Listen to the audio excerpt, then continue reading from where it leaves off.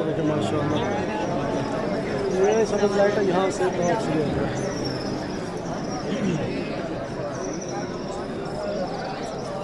माशाल्लाह कितना अच्छा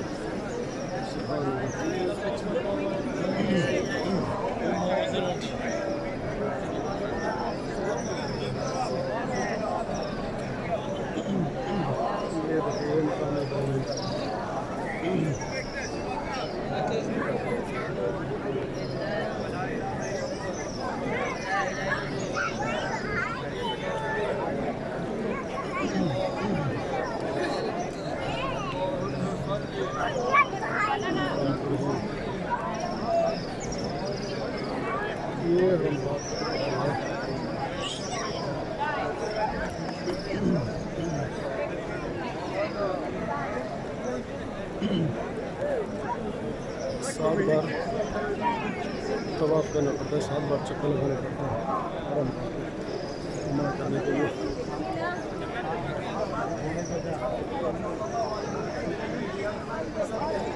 ये टावर भी है साथ में।